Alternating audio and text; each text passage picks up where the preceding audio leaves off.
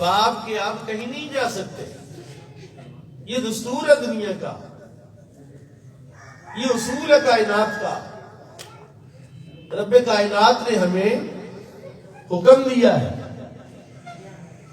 ہمیں پابند کیا ہے، لیکن اس کا نظام حکم دینے کا بڑا انوکھا اور بڑا نرالا ہے. وہ دھونس دھاندلی اور زبردستی کوئی چیز ٹھونستا نہیں ہے کہ یہ بھی کرو، یہ بھی کرو، یہ بھی کرو. اس نے دونوں راہیں متعین کرنی ہیں. ادھر کو جاؤ گے تو سیدھی جنت ہے، ادھر کو جاؤ گے تو سیدھی دوزخ ہے، اور تم نے جنت کی طرف جانا ہے. قرآن کہہ رہا ہے وَسَارِعُوا إِلَىٰ مَغْفِرَةٍ مِّن رَبِّكُمْ، دوڑو اللہ کی بخشش کی طرف، وَجَنَّةٍ، اور جنت کی طرف دوڑو.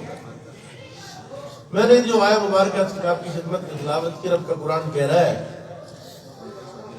وَلَا تُطِعْ مَنْ أَغْفَلْنَا قَلْبَهُ عَنْ ذِكْرِنَا.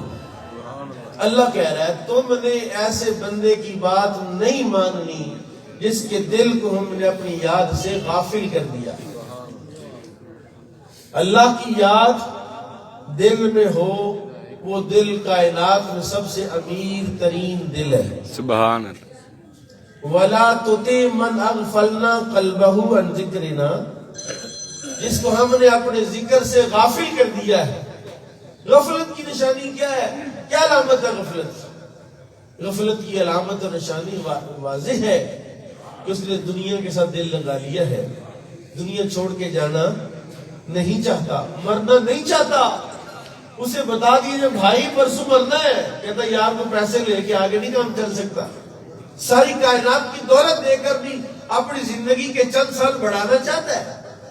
لیکن اذا جاء اجلها لا يؤخر ساعة ولا يستقدمون، جب اجل آ جاتی ہے ایک لمحہ نہ آگے ہوتی ہے نہ پیچھے. واتبع هواه، اللہ نے دوسری نشانی بتائی کہ جس کی نہیں ماننی اس کی دوسری نشانی کیا ہے؟ وہ اپنی خواہشات کا غلام ہے، اپنی آرزوؤں کا، اپنی تمناؤں کا غلام ہے. اتنی قیمتی زندگی اس نے اپنی خواہشات کی تکمیل میں گزار دی ہے. سامان 100 برس کا پل کی خبر، ابھی 100 برس مزید زندہ رہنا چاہتا ہے، تب کہیں جا کے اس کی جو پلاننگ ہے وہ اس کی تکمیل ہونی ہے. واتبع هواه، اس کے پاس بیٹھ رہا ہے، اس کی مان رہا ہے جس جو خواہشات کا غلام ہے. تجھے بیٹھنا تو اس کے پاس ہے جو رب کے حکم کا پابند ہے. سبحان اللہ. جب تو اس کے پاس بیٹھے گا تیرے دل کی سمت درست ہو جائے گی، تیرا قبلہ درست ہو جائے گا، تیری لائن اور لینتھ درست ہو جائے گی، سیدھی گیند وکٹوں میں جائے گی. جب تو ایسے کے پاس بیٹھے گا جس کا دل آباد ہے. یا اللہ اگر نہیں بیٹھیں گے تو کیا کر لے گا؟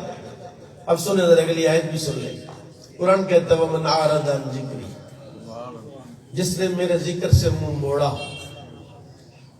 یہ اختیاری نہیں ہے، اس کا بہت برا انجام ہے، بہت خطرناک اور بہت بھیانک انجام ہے. قرآن کہتا ہے وَمَنْ أَعْرَضَ عَنْ ذِكْرِي، جس نے میرے ذکر سے منہ موڑا فَإِنَّ لَهُ مَعِيشَةً ضَنْكَ، میں اس کی معیشت کو تنگ کر دوں گا، اس کا روزگار نت نئی پریشانیوں سے دوچار کر دوں گا. ایک پریشانی ختم ہوگی دوسری شروع ہو جائے گی، دوسری ختم ہوگی تیسری شروع ہو جائے گی، یہاں تک کہ یہ پریشانیوں کا سلسلہ کبھی رکے گا نہیں. ایک مسئلے کو سلجھائے گا دوسرا الجھ جائے گا. لیکن وہ جانتا نہیں ہے کہ میں اپنی ذہانت سے، اپنی جستجو سے، اپنی کاوش سے، اپنی عقل سے اس کو نہیں سلجھا سکتا. ایک ہی واحد پوائنٹ ایجنڈا ہے، اللہ کا ذکر شروع کر. سبحان اللہ. سبحان اللہ. اللہ کہتا ہے یہ تو دنیا میں رگڑا لگاؤں گا نا. ٹینشن آ گئی جی، بلڈ پریشر ہو گیا، وہ مسئلہ ہو گیا، اس لیے حضرت صاحب بیمار ہو گئے، گردے فیل ہو گئے. اللہ نے کہا وَنَحْشُرُهُ يَوْمَ الْقِيَامَةِ أَعْمَىٰ، میں قیامت والے دن اس کو اندھا کر دوں گا. کیسے اٹھاؤں گا؟ توجہ ہے میری طرف؟ سبحان اللہ. اس کی توجہ وہ سبحان اللہ کہتے ہیں. وَنَحْشُرُهُ يَوْمَ الْقِيَامَةِ أَعْمَىٰ، مرضی نہیں ہے تیری، باپ کا راج نہیں ہے. یہ جو 2 آنکھیں ہیں یہ بھی اس کی ہیں, 2 کان ہیں یہ بھی اس کے ہیں, یہ جو زبان صحیح چل رہی ہے یہ بھی اس کی ہے, جن قدموں کے ساتھ چلتا دوڑتا بھاگتا ہے یہ بھی اس کے ہیں, یہ جو ہاتھ ان سے پکڑتا ہے یہ بھی اس کے ہیں, جن سے سانس لیتا ہے یہ گردے, یہ جگر, یہ دل, یہ اندر کا سارا نظام اس کا ہے. بڑا کمبخت آدمی ہے وہ جو چیزیں مانگے کی استعمال کرے اور اس کی پرواہ بھی نہ کرے. جس کی چیزیں اسی آنکھیں نکالنے چاہے تو کر لگے. اب میں آپ کو ایک بات بتاتا ہوں, یہ جو جملہ ہے نا میں نے پڑھا وَنَحْشُرُ يَوْمَ الْقِيَامَةِ أَعْمَى, ہم اس کو اندھا کر کے اٹھائیں گے.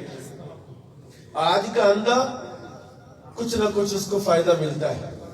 یہاں کو اندھا ہوگا, کوئی نہ کوئی خدا ترس آدمی اس کو پکڑ کے سڑک پار کرا دے گا, اس کی مدد کر دے گا, حافظ جی ہیں یار اس کی مدد کرو. وہاں کا اندھا جس کی کیفیت رب کائنات کا قرآن بیان کرتا ہے, یوم یفر المرء من اخیہ و امہ و ابیہ, کہ ہر کوئی بھاگا پھرے گا, باپ بیٹے کی نہیں سنے گا, بیٹا باپ کی نہیں سنے گا, آپا دھاپی کا عالم ہوگا, نفسی نفسی کا دور ہوگا. وہ اندھے کو کس نے پوچھنا ہے؟ اور وہاں کی سزا کے اندھا ہونا, اللہ کہتا ہے وَنَحْشُرُ يَوْمَ الْقِيَامَةِ أَعْمَى, اس کو ہم اندھا کر کے اٹھائیں گے. وہ کہے گا قَالَ رَبِّي بِمَا حَشَرْتَنِي أَعْمَى, میرے اللہ تو نے مجھے اندھا کیوں کیا؟ وَقَدْ كُنْتُ بَصِيرًا, میں قرآن سنا رہا ہوں, زور سے ذرا کہ سبحان اللہ.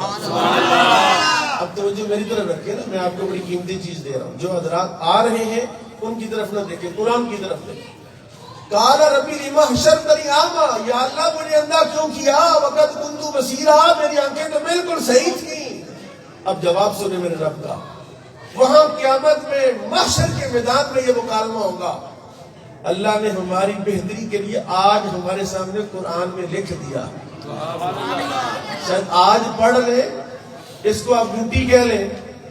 حفظ مات قدم کے طور پر اللہ 70 ماہ سے زیادہ پیار کرتا ہے, اس لیے سمجھ لیں کہ اللہ بتا رہا ہے اپنا کچھ کر لے, میں تیرے ساتھ پیار کرتا ہوں. اس طرح ماں نہیں کہتے اور پڑھ لے پتر, ٹائم پیپر آ گئے ہیں.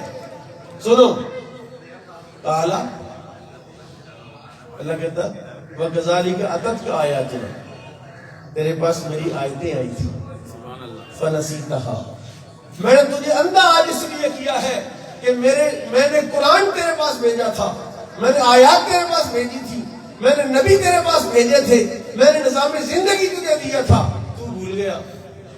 مسجد کی الماری میں کیڑے لگ رہے ہیں قرآن پاک.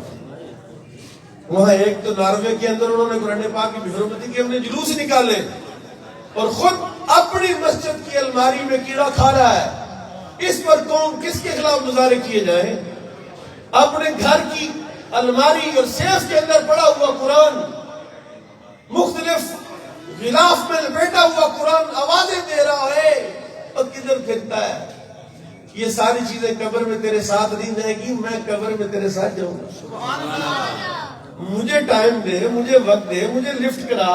تو کس کو لفٹ کراتا ہے؟ یوسف صاحب, بٹی صاحب چلے گئے, ہم نے بھی چلے جانا ہے, کسی نے نہیں رہنا یہاں. آج ختم پاک کی نشست اس لیے ہم نے یہاں آپ کی خدمت میں نعت خوانی کر رہے تھے, رسول اللہ کی محبت کا فیض آپ کو دے رہے تھے. تو محبت کا فیض لینے کے بھی آداب ہے. جس طرح کہتے ہیں نا میں مدینے جانا ہے, مدینے جانے کے آداب نہیں آتا. مدینے جائے گا بے ادبی کرے گا, مارا جائے گا. وہاں جانے کے آداب سیکھو.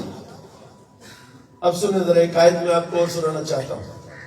اللہ کہتا ہے وَكَذَلِكَ أَتَتْكَ آيَاتُنَا فَنَسِيتَهَا, میرے پاس میری آیتیں آئیں, تو بھول گیا. وَكَذَلِكَ الْيَوْمَ تُنْسَىٰ, آج میں تجھے بھول گیا. اسی عنوان پر قرآن زخرف کی آیت اللہ کہتا ہے وَمَن يَعْشُ عَن ذِكْرِ الرَّحْمَٰنِ, جس نے ذکر رحمان کے بغیر زندگی گزاری.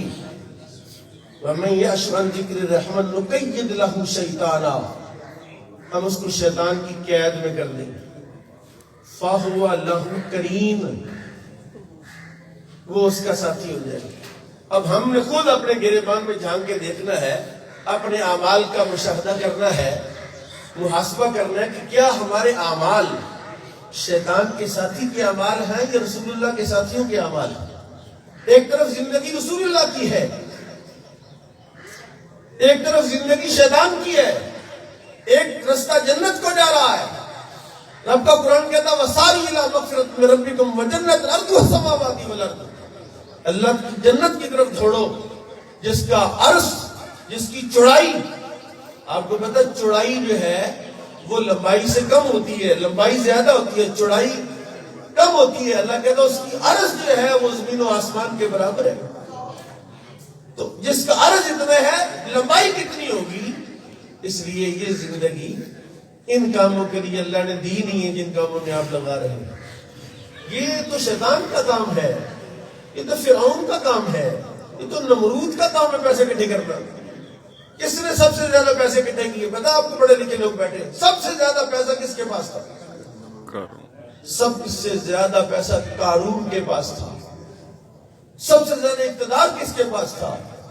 سب سے زیادہ اقتدار نمرود کے پاس تھا، پوری دنیا کی حکومت تھی اس کے پاس۔ کیا پلے پڑا ہے؟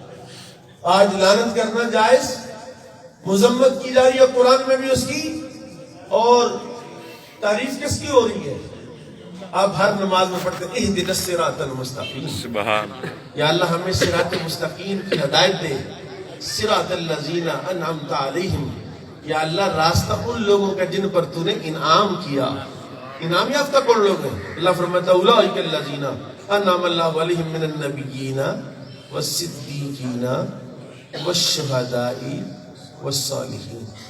میں نے قرآن پڑھا ہے، مجھے 10 نیکیاں ملی ایک حرف، آپ نے سنا ہے آپ کو 100 نیکی ایک حرف کے سننے پر ملی۔ سبحان اللہ، آپ کو ثواب زیادہ ہو رہا ہے، مجھے ثواب کم ہو رہا ہے۔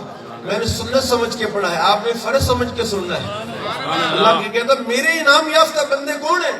انعم اللہ علیہم من النبیین والصدیقین والشہداء والصالحین۔ تم نے ان کے رستے پر چلنا ہے۔ اور آخری آیت سنیے اور میں آپ کی جان چھوڑنے والا ہوں۔ اللہ اکبر، اللہ اکبر کبیرہ۔